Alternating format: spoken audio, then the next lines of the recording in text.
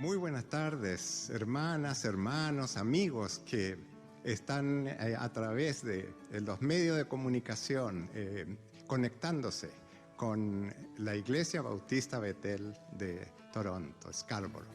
Y les doy la más cordial bienvenida porque este es el Día del Señor. Así es, me uno a la alegría de mi esposo para desearles también que pasemos un tiempo maravilloso, alabando y adorando al Señor, que Él es el único que merece toda nuestra alabanza, nuestra adoración. Venimos con mucha alegría y les saludamos con mucho amor, con un abrazo grande a través de los cables, de las líneas, pero que el Señor los bendiga, los guarde y sean muy felices. Un beso.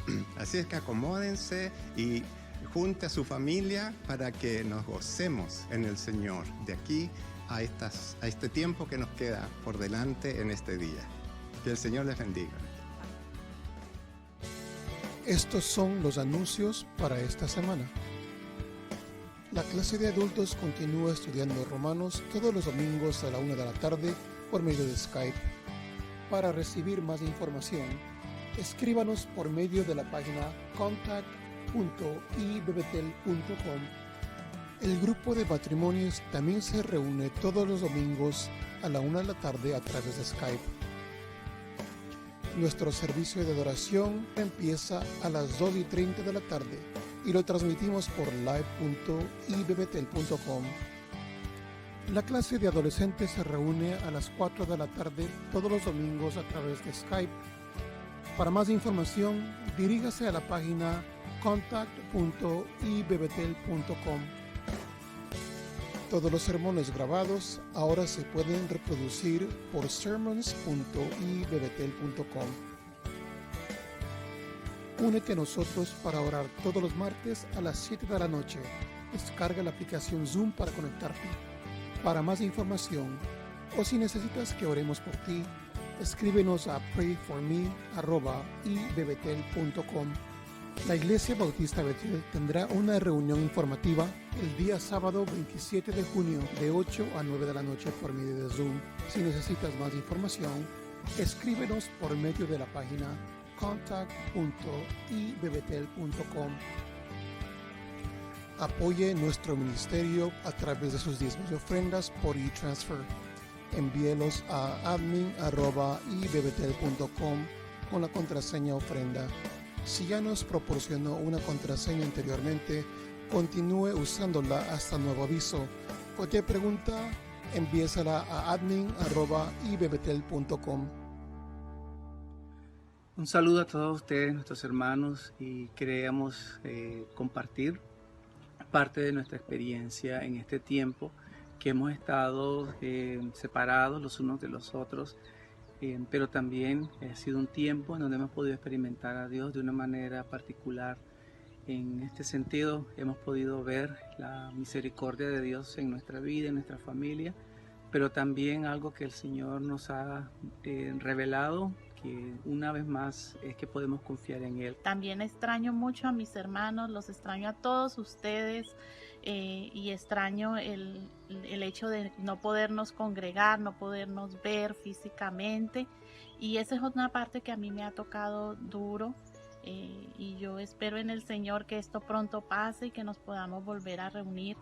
Hermanos, gracias al Señor por este tiempo, la oportunidad que nos da de poder compartir lo que ha sido nuestra experiencia durante todo este tiempo, donde hemos tenido que estar aislados. Y bueno, en lo particular, en realidad el Señor ha sido bueno en gran manera, y algo muy especial a lo cual el Señor a mí me ha enseñado es lo que es verdaderamente adorarle en espíritu y en verdad. Espero verles pronto, y los amo mucho. Así que, hermanos, sigamos adelante confiando en el Señor, sirviendo al Señor, prestemos atención al Señor y mantengamos por encima de cualquier cosa, venga lo que venga, mantengamos nuestra devoción. Amén. Y nuestra fidelidad solamente a Él. El Señor es bueno y en su momento todo esto va a pasar y volveremos otra vez a congregarnos para adorar su nombre, pero en una manera diferente, porque Dios con toda seguridad se ha hecho en estos días una realidad permanente en nuestras vidas. Que Dios les bendiga.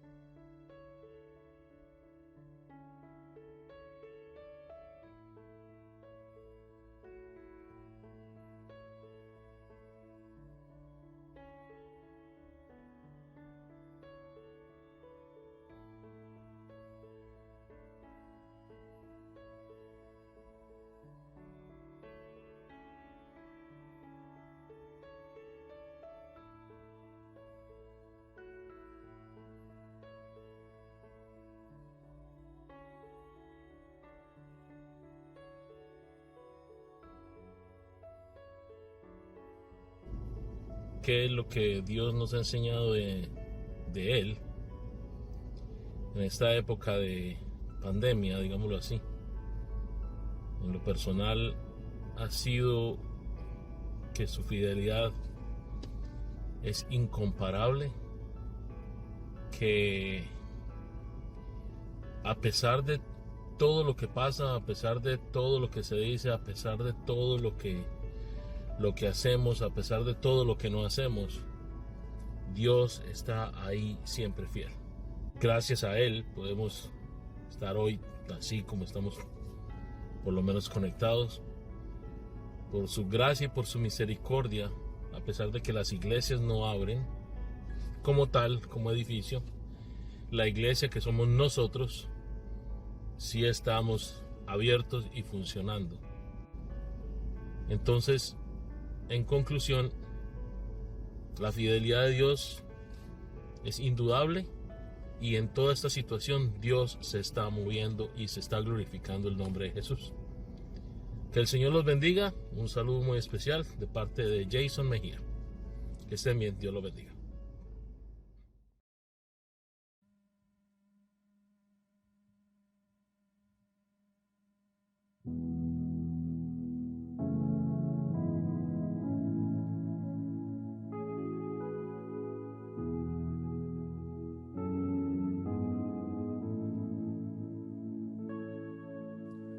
El centro de todo eres Jesús.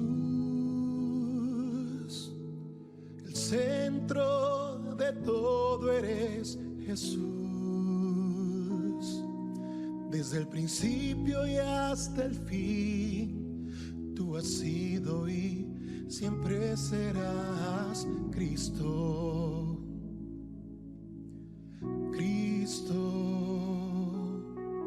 El centro de todo eres Jesús. El centro de todo eres Jesús. Desde el principio y hasta el fin, tú has sido y siempre serás Cristo. Tú eres el centro, nada importa más que tú.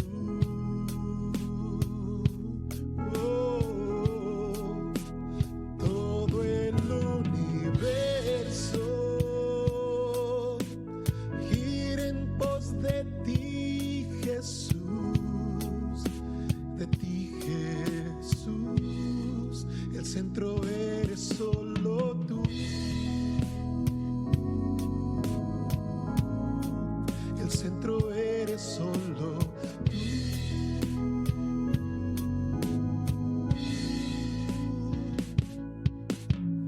El centro de mi vida es Jesús. El centro de mi vida es Jesús. Desde el principio y hasta el fin, tú has sido y siempre serás Cristo.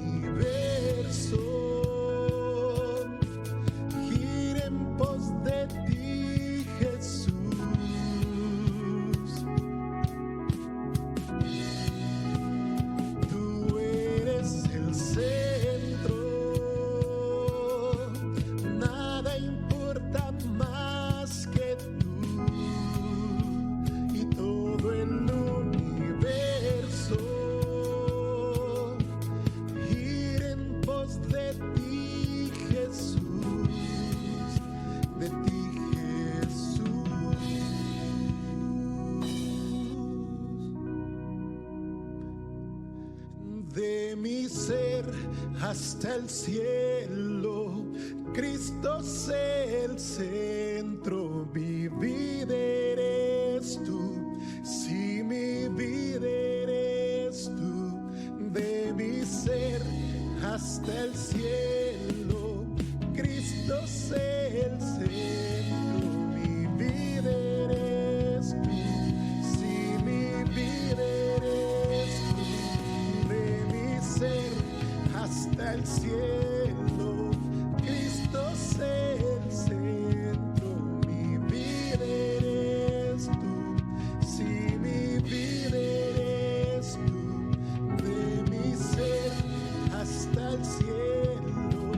Cristo sé el centro, mi vida eres tú. Si mi vida eres tú.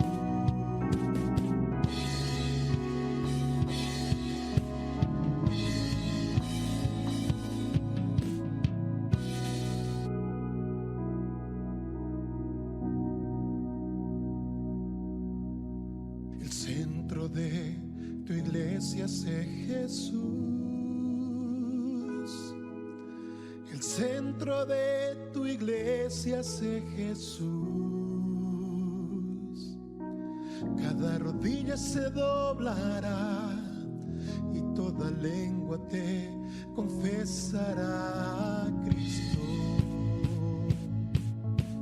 Cristo, Cristo, Cristo, Cristo,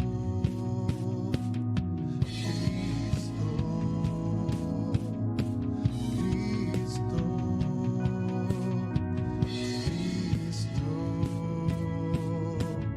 Cristo,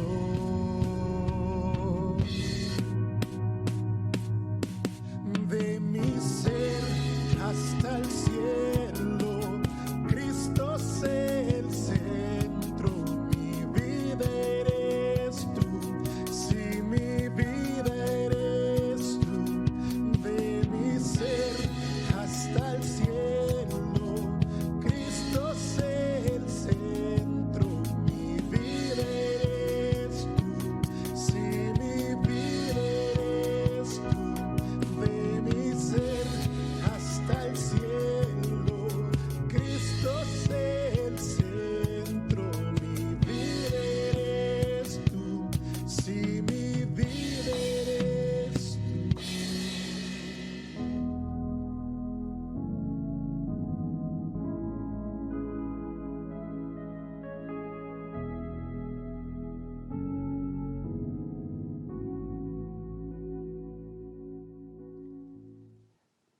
En esta tarde, hermanos, estamos nosotros congregados, cada uno en nuestra casa, para celebrar el Día del Señor. Y el Día del Señor para nosotros significa no solamente congregarnos, significa también un acto de celebración, un acto de adoración, un acto de gratitud también. Y una de las centralidades del culto cristiano es la observancia de la ordenanza de la Cena del Señor. Porque la ordenanza de la Cena del Señor nos recuerda la razón por la cual nos congregamos, la razón por la cual adoramos, la razón por la cual nosotros tenemos la seguridad y la confianza de que vamos al cielo, que tenemos vida eterna. Y la mesa de la comunión, como se conoce, nos llama precisamente a eso, a una comunión con Dios, pero a una comunión los unos con nosotros. La mesa de la comunión también nos recuerda el acto que Jesús llevó a cabo en la cruz del Calvario. La palabra de Dios dice que ciertamente llevó Él nuestras enfermedades y sufrió nuestros dolores. Y nosotros le tuvimos por azotado, por herido de Dios y abatido. Mas Él herido fue por nuestras rebeliones, molido por nuestros pecados. El castigo de nuestra paz fue sobre Él, y por su llaga fuimos nosotros curados. Todos nosotros nos descarriamos como ovejas, cada cual se apartó por su camino, mas el Señor cargó en Él el pecado de todos nosotros. Y esto es lo que la mesa del Señor en esta tarde nos ayuda a recordar: el acto sacrificial de Cristo Jesús, la gracia que nos ha sido dada por medio de Jesús, y también nuestra acción de gracia que en esta tarde y adoración que rendimos al Señor nuestro Dios. Así en esta tarde tenemos los elementos, tenemos el jugo de las uvas y tenemos también el pan. Estos elementos simplemente nos representan el pan partido, recuerda el cuerpo flagelado, el cuerpo herido de Jesús por nosotros, y la copa nos recuerda también la sangre que Cristo Jesús vertió en el Calvario para redención de nuestros pecados. En esta tarde entonces, junto con su familia, tome los elementos en sus manos y participe recordando la sangre de Cristo que fue derramada por nuestros pecados y el cuerpo de Cristo que fue también flagelado, quebrantado, porque como dice Isaías, sobre ese cuerpo fueron depositados también nuestros dolores, nuestras enfermedades. Así que preparemos nuestro corazón para participar de este acto de adoración de la cena del Señor. Así entonces, la Biblia nos dice que la noche antes de ser entregado, Jesús se reunió con sus discípulos y aquella noche el Señor Jesús tomó el pan, lo partió y lo dio a los discípulos y les dijo que comieran de él y que ese cuerpo, ese pan representaba su cuerpo. Partir primero.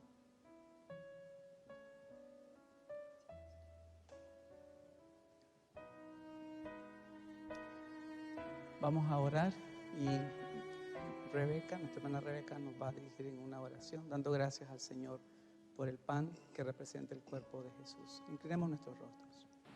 Nuestro amado Padre que estás en los cielos, aquí estamos delante de tu presencia en este acto tan conmemorativo, tan maravilloso, en que estamos recordando aquel sacrificio en que ahora nosotros podemos gozar de la vida eterna y de tu compañía para siempre. Y damos gracias por este pan que representa tu cuerpo, Señor Jesús, que fue molido por nosotros. Y vamos a participar de él esperando tu venida, hasta cuando tú regreses y lo sirvas a nosotros. Te amamos, te adoramos con todo nuestro corazón. Y en tu nombre oramos. Amén. Con adoración y acción de gracias.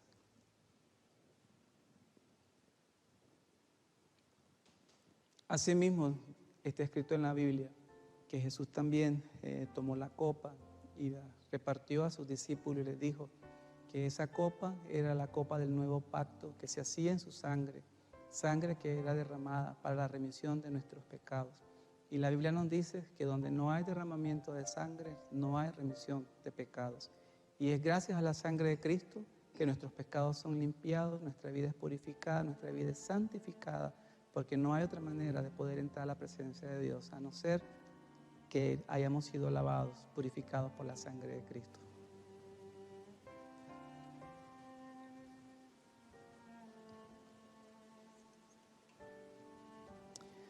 Antes de participar, el hermano Raúl nos va a dirigir en una oración de gratitud.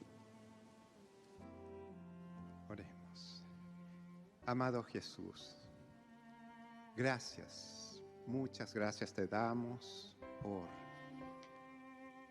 instituir este tiempo, este momento para tu iglesia cuando nos reuniésemos, recordásemos el sacrificio tuyo en la cruz, porque gracias a esa sangre derramada allí en esa cruz es que ahora tú nos has limpiado de pecado. Tú sufriste la cruz, tú llevaste todas las dolencias, todo nuestro pecado, y allí quedó clavado, Señor. Pero lo más grandioso de esto es tu Padre te resucitó luego de 3 días, y así, Señor, tú fuiste hasta el trono de la gracia de Dios para así, desde allí, tú esperar el tiempo que solo el Padre tiene para que nos vengas a buscar. Gracias por esta sangre derramada que ahora nosotros, Señor, tenemos la posibilidad y la seguridad de que estamos limpios de ese pecado a través de tu sangre, que es lo único que nos salva. En el nombre de tu Hijo amado Jesús, te lo agradecemos. Amén. Vamos a participar con gratitud y adoración.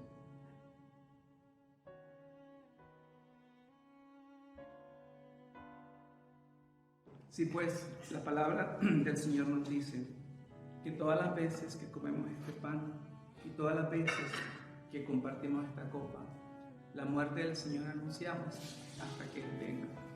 Y una de las cosas que la iglesia hacía al terminar este tiempo de comunión, este tiempo de reflexión, era que se saludaban unos a los otros y se decían Shalom Maranatha, que significa la paz sea contigo, el Señor viene. Continuemos celebrando la resurrección del Señor, continuemos adorando a nuestro Dios en este día maravilloso que Él nos permite vivir. Sigamos en la presencia del Señor adorándolo y dándole gracias por lo bueno que Dios ha sido con nosotros. El gozo del Señor es la fuerza que impulsa nuestra vida. El gozo del Señor se demuestra en nuestro ser cada momento, en cada circunstancia, porque no depende de nosotros, sino que depende del Espíritu Santo que se derrama en nuestras vidas. Por eso nosotros cantamos del gozo del Señor.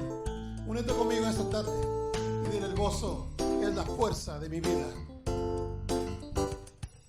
El gozo que el Señor ha puesto en mí es la fuerza de mi vida. El gozo que el Señor ha puesto en mí es la fuerza de mi vida. Por eso yo me gozaré en Él y Él pondrá su risa en mi boca.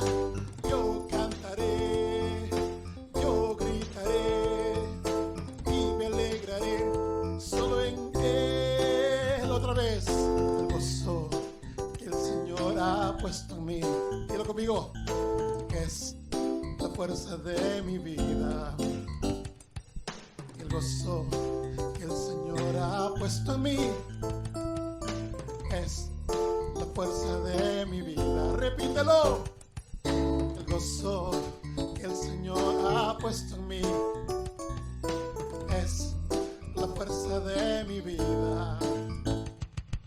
El gozo que el Señor ha puesto en mí es la fuerza de mi vida. Por eso díselo, por eso yo me gozaré en Él y Él pondrá su risa en mi boca.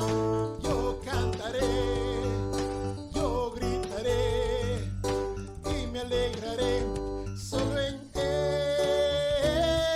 Por eso yo me gozaré en Él y Él pondrá su risa en mi boca. Yo cantaré, yo gritaré y me alegraré solo en Él. Por eso yo me gozaré en Él y Él pondrá su risa en mi boca. Yo cantaré, yo gritaré y me alegraré solo en Él. Me gozaré en el Señor. Amén. Nuevamente, bienvenidos sean todos a este tiempo que separamos cada domingo para adorar al Señor, para aprender de sus caminos y para alimentar nuestra vida espiritual y crecer en semejanza a aquel que está haciendo la obra en nuestras vidas. Y en estos domingos anteriores estamos hablando acerca de Jesús. Jesús es el centro de todo lo que nosotros hacemos, es el centro de la predicación, es el centro de la adoración que rendimos a Él todos los domingos. Y en esta tarde vamos a hablar acerca de un tema importante, y el tema que queremos tratar es si en realidad podemos nosotros tomar en serio a Jesús. En los domingos anteriores estábamos hablando acerca de las dos preguntas importantes que encontramos en los evangelios.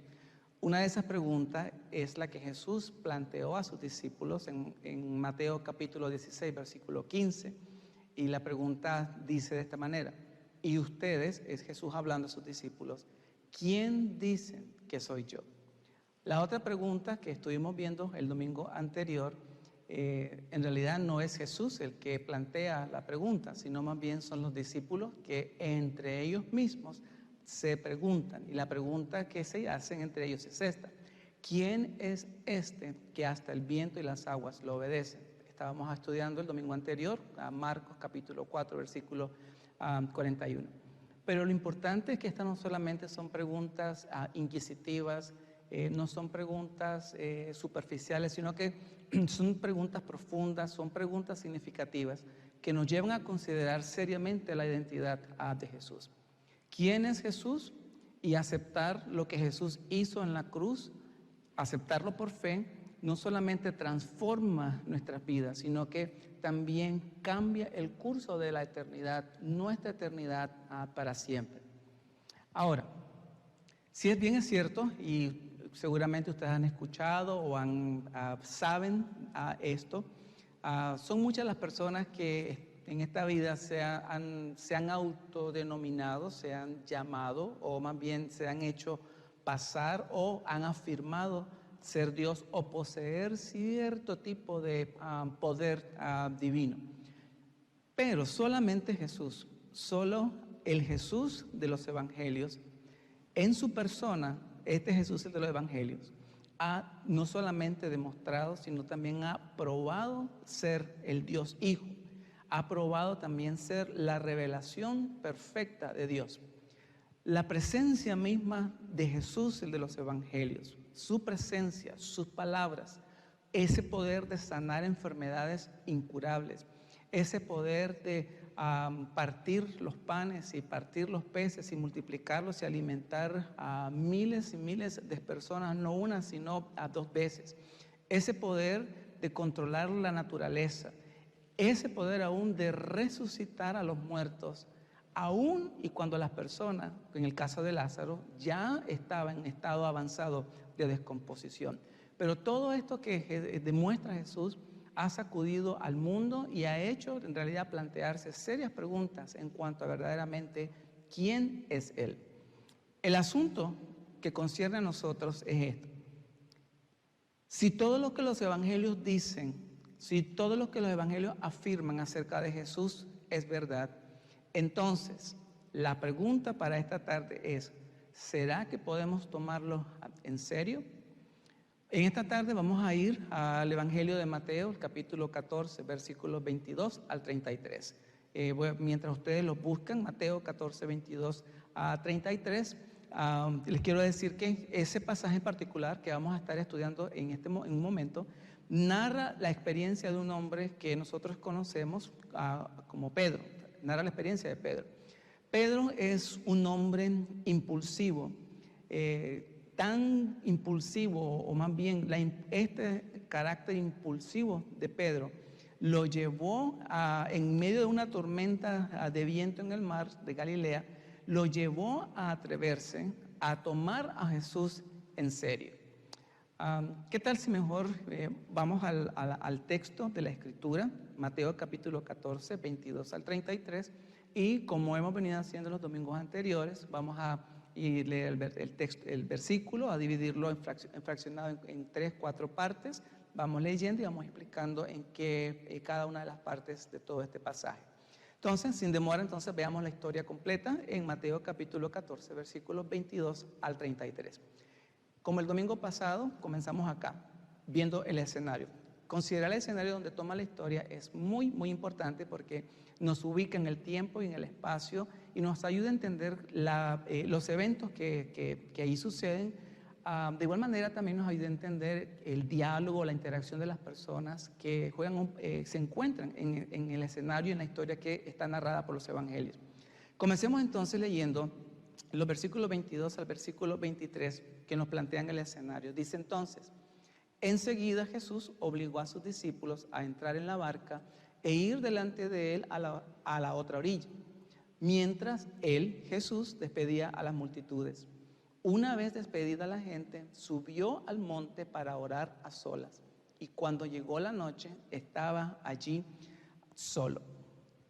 Al igual que el domingo anterior, el escenario está situado en la costa del mar de Galilea. Si vamos un poco, unos versículos más atrás, versículo 3 al versículo 21 del mismo capítulo de Mateo 14, vamos a darnos cuenta que entre las 3 de la tarde y las 6 más o menos de la tarde es donde toma lugar el milagro de la multiplicación de los panes y de los peces. Ahora, una vez que Jesús ha alimentado a las multitudes, por el mismo relato que nos provee el Evangelio de Juan y los otros 3 evangelios, nos damos cuenta que la multitud comenzó a pensar, o más bien tuvo la intención de tomar a Jesús por la fuerza y hacerlo rey.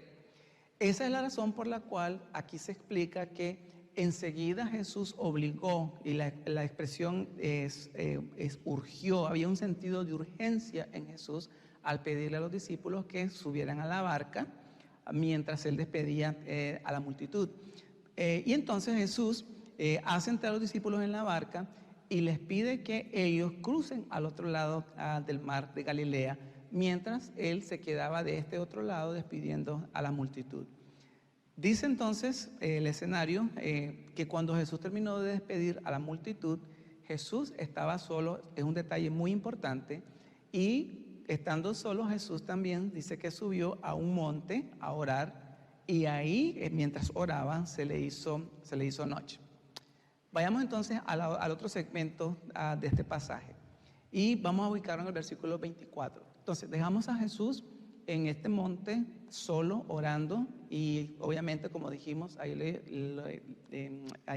se le hace de anoche.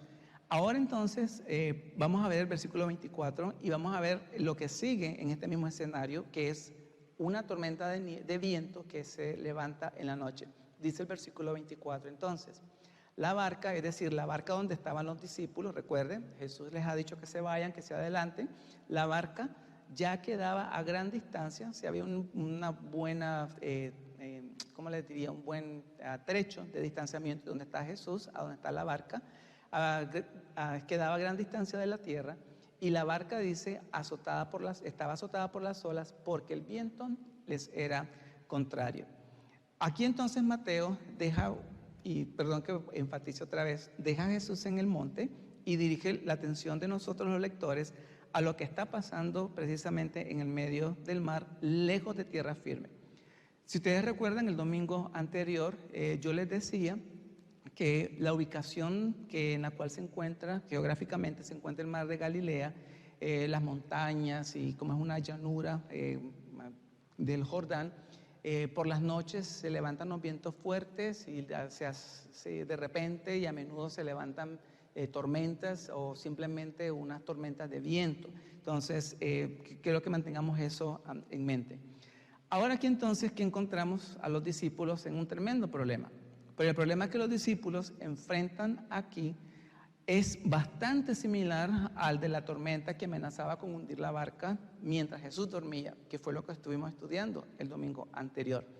Pero en esta historia que Mateo nos provee, vemos a los discípulos hacer grandes esfuerzos por remar y luchar contra el viento y contra las olas por largas horas sin poder llegar al otro lado del lago.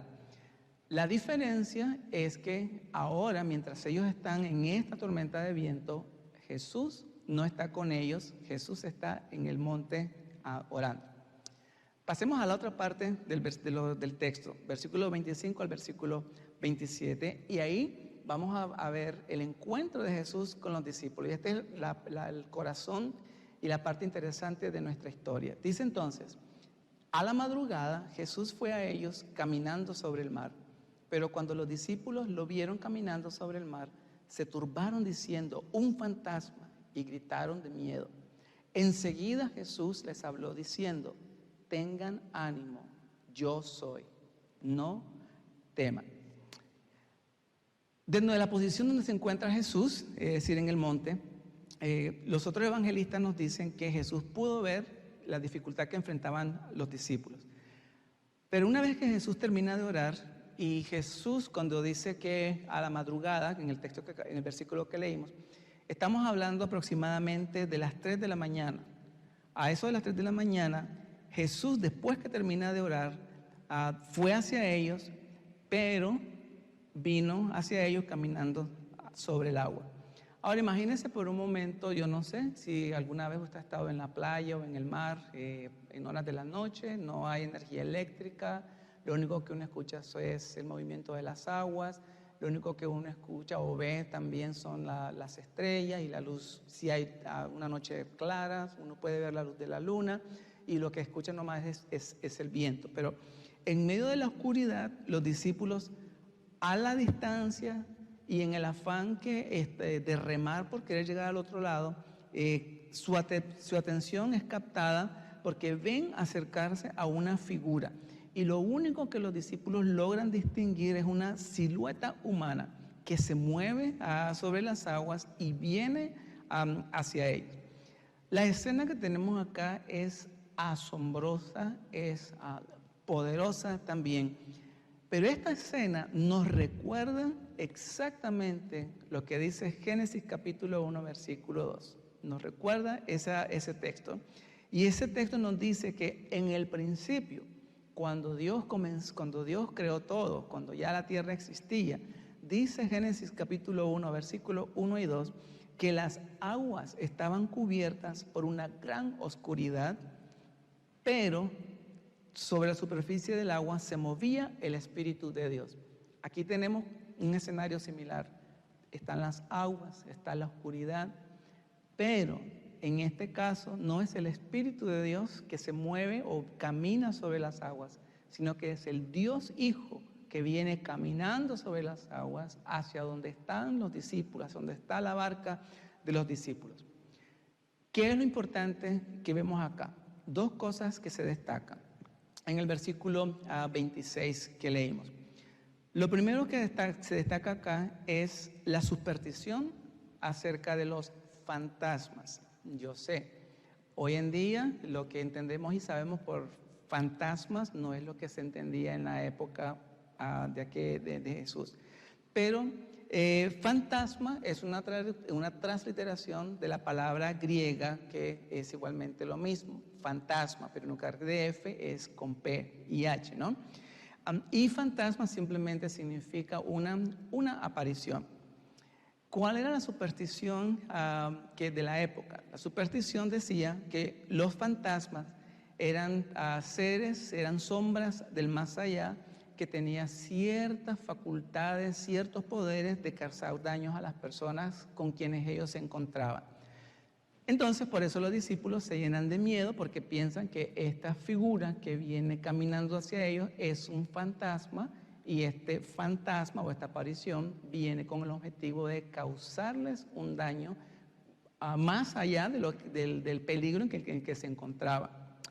¿Correcto? ¿Cuál es la otra segunda cosa que encontramos acá? El miedo de los discípulos. Por una entonces tenemos es la superstición de los fantasmas y la otra tenemos acá es el miedo de los discípulos. ¿Por qué es importante ese aspecto del miedo de los discípulos? Porque la palabra griega en el texto de Mateo, la palabra griega que él utiliza para miedo es phobos, de donde viene la palabra fobia, es decir, miedo o pánico, ¿correcto? Pero ¿qué significa esto de phobos? ¿Qué significa esto? En la mitología griega, Phobos era el dios que privaba a las personas de todo valor, era el dios que paralizaba a las personas y las encarcelaba en el miedo y en el terror. El punto aquí es este: la superstición a cualquier cosa, por ejemplo, viernes 13, que el no caminar debajo de una escalera, que cuidado que un gato se le pase por delante, o cuidado que quebrar el espejo, ¿sí? O cuidado que aquello son supersticiones. Pero la superstición y el miedo, en cualquiera de sus formas, son incompatibles con la fe y no pueden no pueden anidarse en el corazón de la persona creyente, es decir, de la persona que ha tenido un encuentro con Jesús, de la persona que ha entregado su vida a Jesús. No quiere decir que en algún momento de nuestra vida experimentemos algún temor. Claro que sí, pero una cosa es un temor momentáneo y una muy diferente es vivir preso y dominado por un temor continuo en nuestras vidas. Sigamos entonces con la historia. Jesús entonces viene a la distancia, los discípulos también ven a Jesús, no saben qué hacer, no saben quién es, pero cuando Jesús los oye gritar, y eso es lo que hicieron, ellos gritaron, es un fantasma. Fíjense que ellos no saben que es Jesús, pero cuando Jesús les oye gritar, es un fantasma, inmediatamente Jesús se identificó con ellos, pero de una manera particular. Jesús no les dijo, muchachos, tranquilos, soy yo, Jesús, el que estaba orando. ¿Recuerdan? Y no se identifica ni por nombre ni por apellido. Simplemente la forma particular con la que se identifica Jesús es yo soy. Ahora, ¿por qué esto es importante y esto es impactante para el texto y para nuestra vida cuando estamos considerando a Jesús? Es decir, cuando estamos considerando si en realidad podemos tomar en serio a Jesús en todo lo que Jesús es y en todo lo que Jesús ha dicho. ¿Sabía usted que esa expresión, yo soy, fue la respuesta que Dios le dio a Moisés cuando Moisés le preguntó a Dios cuál era su nombre? ¿Sí? Chequeé, por ejemplo, Éxodo capítulo 3, versículo 13 al 14. Moisés le pregunta, bueno, yo voy a los hijos de Israel y si me preguntan, bueno, ¿cuál es el nombre del Dios de Abraham, del Dios de Isaac, el Dios de Jacob? ¿Cuál es ese nombre? La respuesta que Dios le dio simple. Cuando te pregunten, tú les dirás, yo soy, me envía a ustedes. Es decir, yo soy el que soy. Pero esta expresión yo soy en los labios de Jesús expresa algo sumamente profundo, expresa una nueva revelación de la realidad, de la identidad misma de Jesús. Y esta no es la primera vez que Jesús utiliza esa expresión. La noche de su arresto, cuando Jesús está en Getsemaní, viene también la guardia del templo, los sumos sacerdotes, y con Judas en la cabeza de toda esta gente. Cuando Jesús se les adelanta, dice el Evangelio, y Jesús les hace la pregunta, ¿a quién buscan? Cuando la tropa que viene a apresar a Jesús le dice, venimos a buscar a Jesús de Nazaret. Cuando Jesús les dice, yo soy, la Biblia, el Evangelio dice que automáticamente aquellas personas, los soldados, cayeron a tierra. Luego también dice que Jesús tomó un paso hacia adelante y le volvió a preguntar a quién buscaban. Y entonces, cuando ya le dijo, yo les he dicho que yo soy el que busca. Pero tan poderosa es el nombre de Dios, tan poderoso también es el yo soy en los labios mismos del Señor Jesús. Pero bueno, seguimos entonces y avanzamos más a la otra parte, el otro segmento en el cual hemos dividido este texto.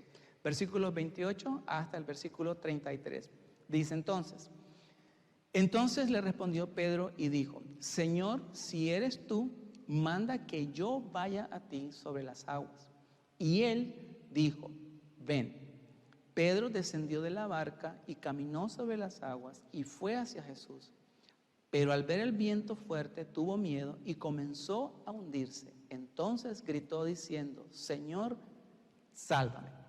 Lo que tenemos acá es el momento de la verdad. El momento en donde si es Jesús o no es Jesús. Este es el momento grandioso de la prueba. Pongamos entonces cuidado a los detalles. Aunque la figura para ellos no es familiar, porque Jesús es noche, lo único que ven es, como les dije, la silueta. La figura no es familiar, la voz sí es reconocible. Y saben que la voz es la misma voz de Jesús. Pero aún y con todo, los discípulos no están 100% seguros y convencidos de que es Jesús. ¿Por qué razón? Porque nadie puede andar sobre las aguas sin hundirse y nadie puede sostenerse sobre las aguas en medio de un viento fuerte. Recuerden, en la barca hay cuatro de los discípulos que son pescadores profesionales. Y de los 4 pescadores profesionales, ninguno nunca, en los años que tienen de trabajar en medio mar, nunca ellos han ni visto ni oído a una persona que camine sobre el mar, sobre las aguas, en medio de una tormenta del viento, sin que el viento los tumbe o sin que ellos se hundan por caminar en el agua. Pero aquí está entonces el momento de la prueba. No conforme con lo que ve, es decir, la figura, no conforme con lo que oye la figura decir, Pedro entonces decide dar un paso hacia adelante. Pedro se levanta e interviene e inmediatamente le pide a Jesús, a la figura que viene hacia él, que le ordene, que le dé la orden de ir a él, pero de la misma manera que él, Jesús, está viniendo hacia donde ellos, es decir, caminando sobre las aguas en medio de la tormenta de viento que en ese momento está tomando lugar. Si había alguien a quien Pedro sabía que podía tomar en serio y sentirse seguro a su lado, ese era Jesús. Y Jesús acepta el reto de Pedro y sin vacilar y sin demora, a la distancia donde está Jesús que viene hacia ellos, le dice, ¿sabe qué? Está bien, venga. Está bien, venga, en el versículo 29. Pedro entonces se sale del bote, pero al salirse del bote o de la barca, Pedro demuestra que él sí se atreve a tomar en serio la voz de la figura que le habla. Mientras tanto, los demás que están en la barca, sin poder hacer sentido de lo que ven y lo que oyen, se quedan quietos a esperar qué es lo que va a suceder. Ubiquémonos en el zapato de los 11, de los otros discípulos que quedaron en la barca.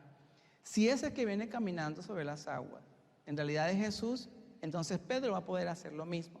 Pero si ese que viene caminando sobre las aguas, y recuerde que están en medio del mar, si ese que viene caminando sobre las aguas no es Jesús, entonces, ¿qué le va a pasar a Pedro? Hay que estar listos para que de alguna manera la que se tire a nadar, obviamente si se tiran a nadar, en ese momento es un alto riesgo que van a correr, pero ellos están ahí esperando a ver qué es lo que va a suceder. Y ese es el momento de la verdad, donde Jesús o él prueba qué es, quién dice quién es, o simplemente todo cae por su propio peso.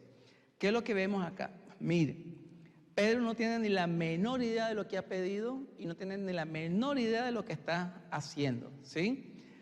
Tampoco el Señor le da instrucciones. Jesús no le dice, ven acá, pero cuidado con esto, bájate de este lado, primero saca el pie. No le da ningún tipo de instrucción. Segundo, Jesús no es que se detuvo a esperar que Pedro caminara hasta donde Jesús mismo está, sino que Jesús le da la orden, pero al mismo tiempo Jesús sigue caminando sobre el agua mientras Pedro camina hacia donde está Jesús sobre el agua. No sabemos qué tan lejos llegó Pedro de la barca hacia donde está Jesús. Pero en algún momento Pedro se da cuenta de lo que está sucediendo y no entiende cómo es que está donde está y no entiende cómo es que ha llegado hasta ese lugar, ni tampoco entiende cómo es que se está sosteniendo sobre las aguas y tampoco entiende cómo es que el viento no lo tumba. En ese momento el miedo otra vez se apodera de él y entonces comienza ahí a hundirse. Sin embargo, en el mismo momento que Pedro comienza a hundirse por miedo, Pedro todavía conserva la suficiente fe para seguir tomando a Jesús en serio y a la misma vez pedirle, Señor, sálvame. Ojo, ¿sí? Porque a veces perdemos de vista estos detalles que encontramos en este relato, ¿sí? Pedro no desconfía de Jesús. Pedro sabe que aunque él comenzara a hundirse de alguna manera, como había tomado a Jesús en serio, de alguna manera el Señor lo salvaría. Y ahí entonces donde nos dice que el Señor extendió la mano y entonces lo sostuvo sobre las aguas. Pero aquí está lo interesante también. Una vez que Pedro es puesto otra vez con los pies firmes sobre las aguas, ya Pedro no está solo, sino que tanto Pedro como Jesús caminan juntos sobre las aguas hacia donde está el resto de los discípulos. ¿Qué nos demuestra esto? El poder de Jesús. Jesús no solamente fue capaz de sostenerse él mismo sobre las aguas, sino que mientras Jesús se sostiene sobre las aguas y camina, también tiene el poder, y así lo demuestra, de sostener a Pedro y caminar junto con él sobre las aguas hasta llegar al punto del bote donde Pedro está a salvo. Ahora entonces la pregunta con la que queremos terminar. ¿Podemos tomar a Jesús en serio? ¿Puede usted tomar a Jesús en serio? En realidad, la respuesta a esta pregunta no depende de cuánta información tenemos acerca de Jesús. Depende realmente de la relación que nosotros tenemos con Él, si es que tenemos o no tenemos una relación con Jesús. Muchas personas vieron a Jesús y se asombraron ante lo que Jesús hizo. Cuando Jesús resucita al hijo de la viuda de Naín, todo el mundo se asombró. Cuando Jesús resucitó a Lázaro, todo el mundo también se asombró. Cuando Jesús le dio de comer a las multitudes, todo el mundo también se asombró. Pero no todos los que se asombraron dieron el paso del asombro donde se encontraba a la realidad de quién es Jesús. Usted puede estar asombrado de la persona de Jesús, pero eso no significa que usted tiene un sentido personal, relacional de la realidad de quién verdaderamente es Jesús. Para todos aquellos que han abrazado a Jesús por quien Jesús es, descubrimos que sus vidas sufrieron una transformación indescriptible, del día a la noche.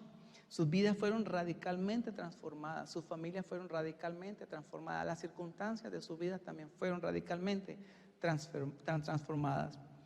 Pero la verdad de Jesús que se nos revela en el Evangelio es la que produce en el corazón de las personas la suficiente fe como para tomar a Jesús y su palabra en serio. ¿Cuántas veces tomó Pedro a Jesús en serio? Esta no es la primera vez. En cierta ocasión, Jesús le dijo a Pedro que se fuera al lago, que echara el anzuelo y que un pez iba a pescar, que tomara ese pez y abriera la boca y que iba a encontrar 2 monedas. Otra vez, un hombre de experiencia al pescar. ¿Cuándo Pedro, con tantos peces que había sacado del mar, había encontrado exactamente como Jesús le dice? Que hay también cuando están pescando y Jesús le dice, no, pasaron toda la noche pescando, y cuando Jesús llega, no, tiren la red de la derecha, tiren a la izquierda. ¿Qué hay la diferencia en un bote de la izquierda a la derecha? En realidad no hay nada. No es que los pescados estaban siempre a un lado y cuando, ¿no es cierto? Pero no es la primera vez que Pedro se atreve a confiar, se atreve más bien a tomar a Jesús y a su palabra en serio. Pero aquí está entonces esa verdad que se nos ha revelado en el Evangelio. Tuvo en los corazones la suficiente fe como para tomar a Jesús y a sus palabras en serio. Nuevamente, no es la primera vez que Pedro toma en serio a Jesús. Ya ha habido varias ocasiones en donde Pedro se le acerca a Jesús haciéndole una pregunta, y viene Jesús y le ordena que vaya al lago, que lance el anzuelo y que un pez iba a pillar ahí, que lo abriera y le sacara 2 monedas. Pedro, por experiencia, otra vez, siendo un hombre de pescador por experiencia por años, jamás habría pensado en la posibilidad exactamente como Jesús se lo dice. 2 monedas exactamente. Pero otra vez tenemos acá la confianza y la fe que Pedro demuestra a los discípulos en tomar a Jesús en serio. Esa convicción es la que nos lleva a adorar a nosotros y la que lleva a los discípulos a la conclusión de adorar a Jesús diciendo, verdaderamente tú eres el Hijo de Dios.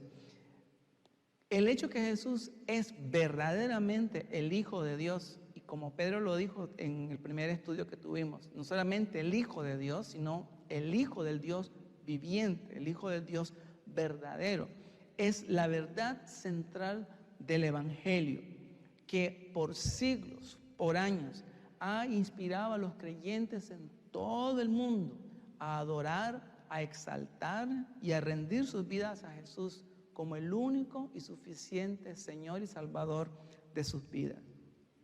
La pregunta sigue en pie. ¿Podemos tomar en serio a Jesús? ¿Será que usted puede atreverse a tomar en serio a Jesús?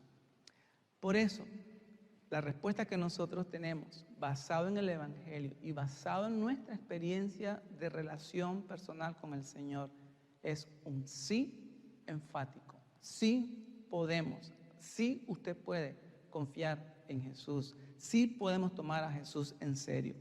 Por eso, como tomamos a Jesús en serio y también tomamos su palabra en serio, por eso no nos avergonzamos de quién es Jesús, ni no nos avergonzamos de ser llamados también hijos suyos, creyentes que sirven, honran y adoran a Jesús.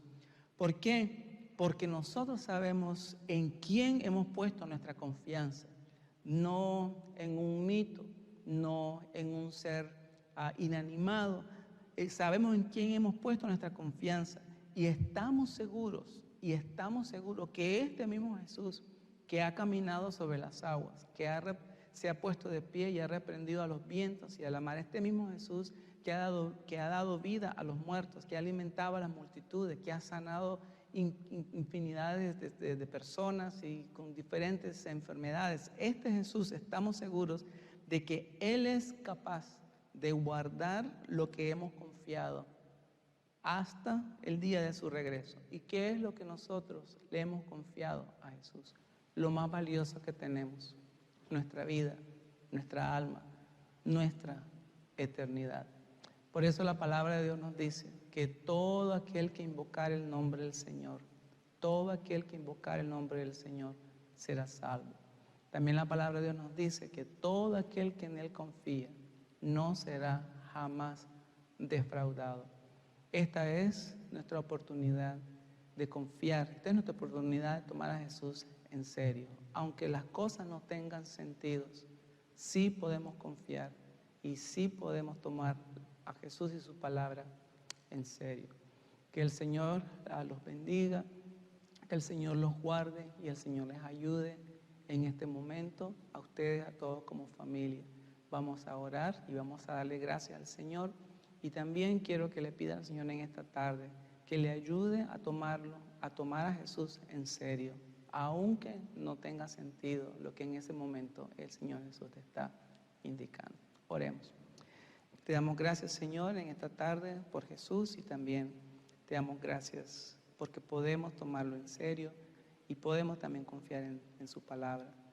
Gracias, Señor, porque tú eres fiel y también gracias porque nos animas a seguir hacia adelante, aún a pesar de las circunstancias y aún a pesar de que nada, Señor, tenga sentido.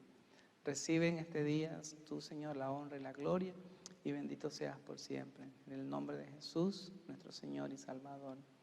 Amén. Amén. Que el Señor les bendiga, tengan una bonita semana y una bonita tarde. Continuemos nuevamente esperando algunas cosas que siguen.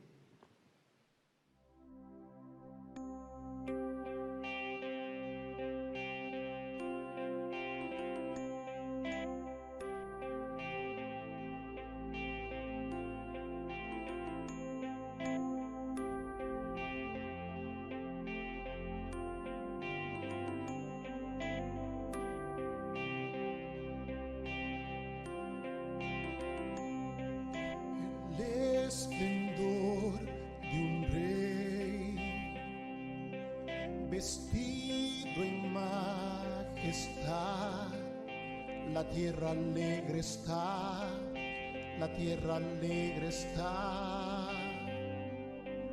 cubierto está de luz, venció a la oscuridad, tiembla al oír su voz, tiembla al oír su voz. Cuán grande es Dios, cántale cuán grande es Dios, todos verán cuán grande es nuestro Dios.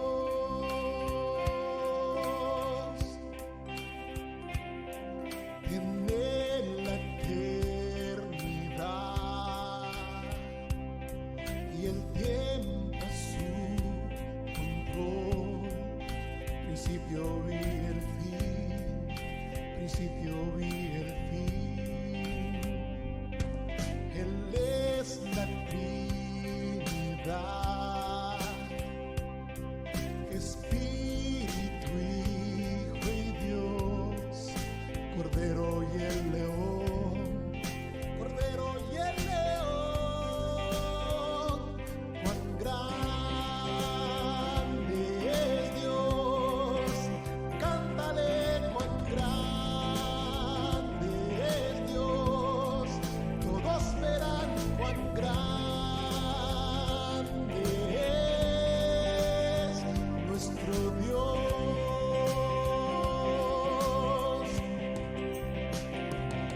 Tu nombre sin igual y digno de alabar,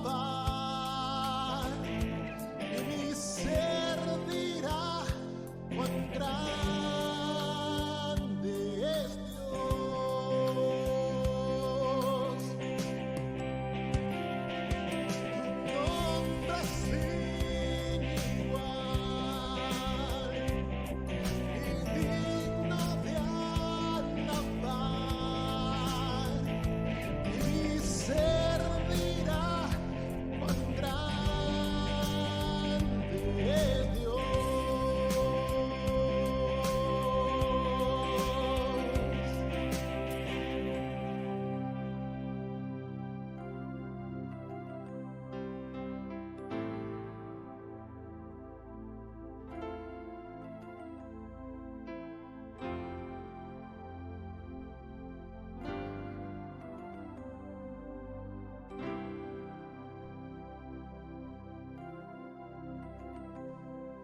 Cuán grande es Dios, cántale cuán grande es Dios, todos verán cuán grande es nuestro Dios.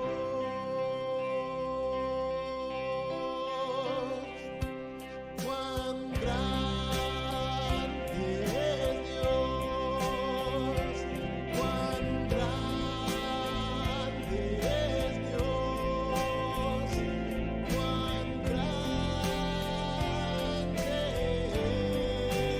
es nuestro Dios.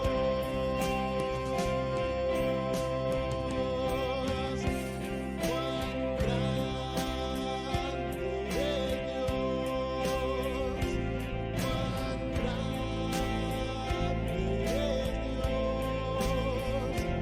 cuán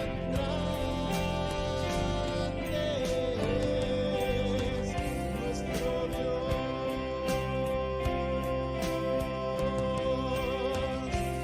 Cuán grande es Dios, cántale cuán grande es Dios, todos verán cuán grande es nuestro Dios.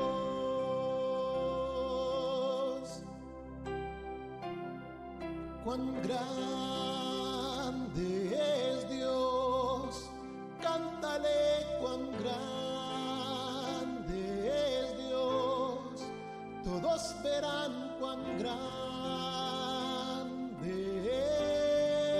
es nuestro Dios.